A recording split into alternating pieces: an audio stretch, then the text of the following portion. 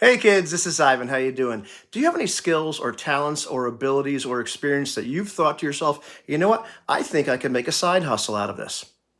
Maybe even a full income if it works out, but you haven't done it. Well, in this video, we're going to talk about, well, why not? Now, if you looked at that skill and decided, you know what? I don't think I want to use that to make money. That's cool. Do you do you. However, I'll challenge you a little bit. Is that really why? And if it is, great. But what if it isn't? In my opinion, the two biggest reasons that people decide not to take that existing skill and make it a side hustle is one, they're not really sure how to do it, and two, they don't believe that they could actually do it. They're not good enough. I'm very familiar with both of those phenomenon. I've struggled off and on throughout the years thinking, you know what, I would love to do something like this, but I'm not really sure how I'd be able to do it and actually make money. What would I need to do? And I just didn't ask anybody. And there's other times where I thought, you know what, I really like to do this other thing, but I don't think I'm going to be really good enough at it. I got a perfect example. For a long time, people have been saying, Ivan, you should give people bass lessons. You're a good bass player. You could do that for some extra money. And I've always come back with, you know what? I'd love to, but I don't read music. That's something I never learned to do successfully. And so I believe that disqualifies me as a bass teacher. But the more people I talked to and the more I thought about it, the more I realized that I could give bass lessons because I know a lot of theory. I know like why you play certain notes. I know the scales and the modes and chord structures and how songs actually work and how to deconstruct them, how to play with a band, how to lock with a kick drum. Okay, I'm boring you already, but you get the idea. And so I'm actually going to start giving bass lessons both virtually and in person. And regardless of whether or not you say, hey, Evan, I want you to teach me bass, that's not the point. The point is I had to overcome that hurdle of thinking, well, I just can't do this because of this one thing. I'm not qualified, which is not true because a lot of people play in bands like professionally and they don't know how to read music.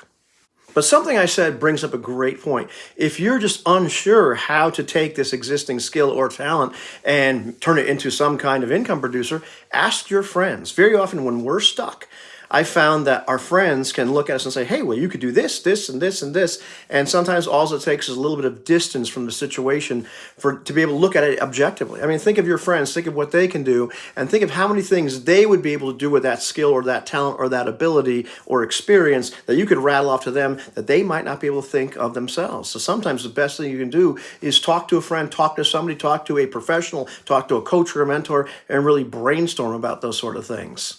My girlfriend Susan is great at that. She can rattle off business ideas left and right all day long, including one the other day where she said, you know, we could teach people's kids how to tie their shoes because I see so many kids come into my classes at 4th grade. They don't know how to tie their shoes. We could do that. And we could even have the sex talk with kids if the parents want that.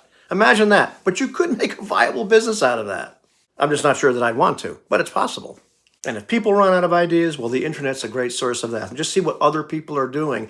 And, when you look at things and you say, oh, well, they're saturated. There's too many people doing it. You know why they're saturated? Because a lot of people want that product or service. So there's still room for you in many cases. Having said all that, I really believe the biggest elephant in the room, or gorilla, or whatever kind of animal it's supposed to be, is the fact that very often we believe, you know what, I don't think I could do that. I don't think I'm good enough. Just like I thought to myself, I'm not good enough to give bass guitar lessons because of that one thing where I don't read music, even though I could teach you everything else about it. Well, almost everything. Each one of us carries far more skills and abilities than I think we realize, even if it's things that like how to crochet. Okay, well, there's somebody out there that wants to know how to crochet or how to garden or how to balance a checkbook. My girlfriend's daughter takes classes online, how to cook, and every week they make some other dish. You could teach people how to do that. And actually, you could even cook things and sell it to people, like cookies. I would buy your cookies. There's a whole bunch of things that we kind of take for granted if we're seasoned that a lot of people didn't learn when they were kids, and they need somebody to teach them or do it for them.